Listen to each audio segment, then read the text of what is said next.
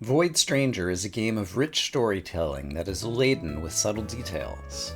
Even if you've already watched my past lore videos and my playthrough thus far, there are still a lot of details you may have overlooked. Today we'll take a look at some of those details. And the usual spoiler warning, I encourage you to play the game by yourself before watching any of these videos. You've been warned. In my prior story recap video, I called out all the appearances of Sif during the first two acts. But someone pointed out a detail that I had missed. Did you see it just now? Tale tells us that the Void Lords can change appearance as they wish. But I'd missed that there was a lamp on the end table when Lillie entered the room, and that lamp is missing just before Sif appears to give Lillie a small push.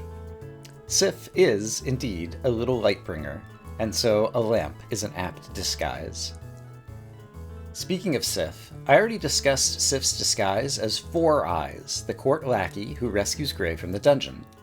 I didn't point out the fact that Sif literally has four eyes, as we see both in their true form, as well as in their idol statue thingy.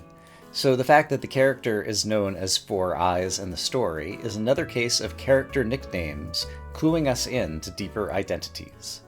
And if you missed it, see my prior lore video about the names of the Void Lords. Speaking of eyes, remember this picture from the bedtime story Gray reads to a young Lillie? We can actually see the eyes of the Void Lords in this picture. Tan is missing their left eye, and their eyes appear on the left wing of the demon in this bedtime story picture.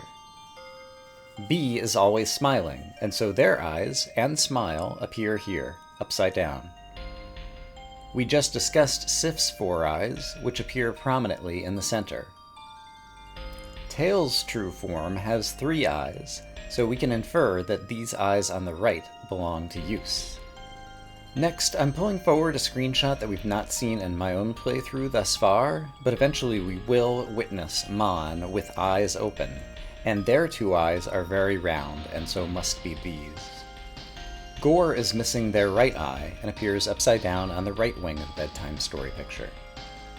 And by process of elimination, we can infer that these narrow eyes belong to Lev, but I won't include a corresponding picture of Lev right now for spoiler reasons.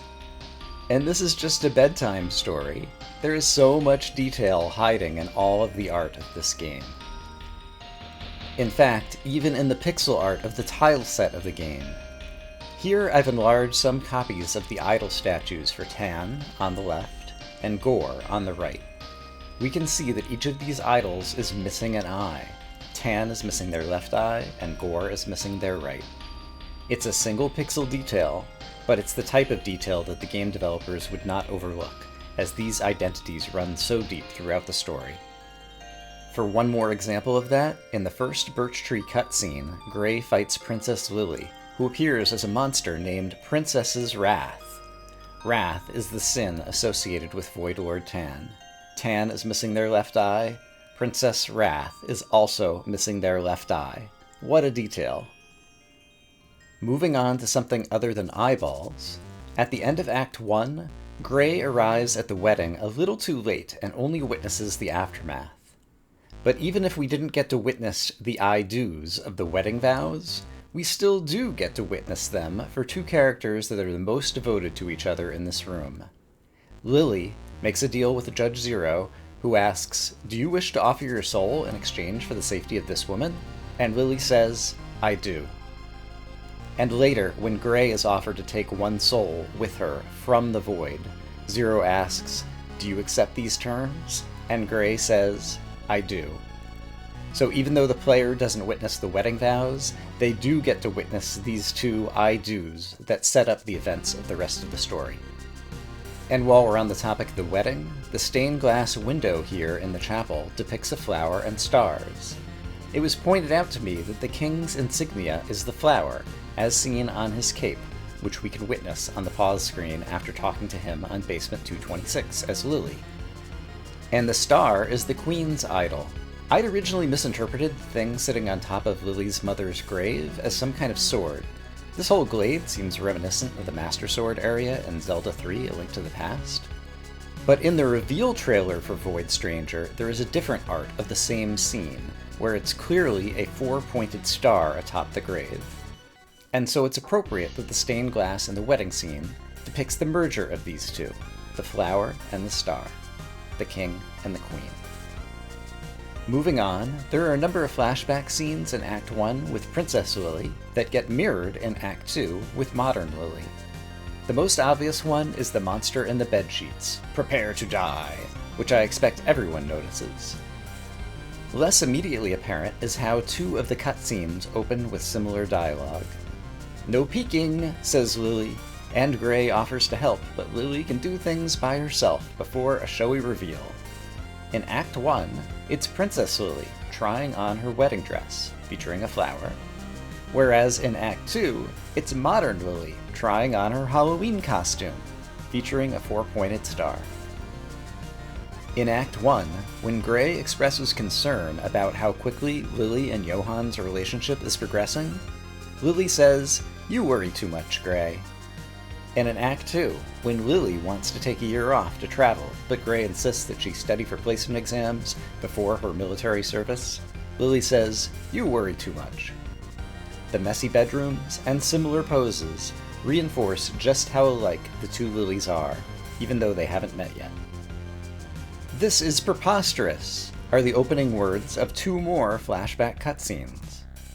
In Act 1, it's the king, upset at the princess physically attacking another suitor. In Act 2, it's the school principal, upset at Lillie beating up an older schoolboy who was teasing her. In both cases, Gray is threatened to get Lillie's behavior under control, or else.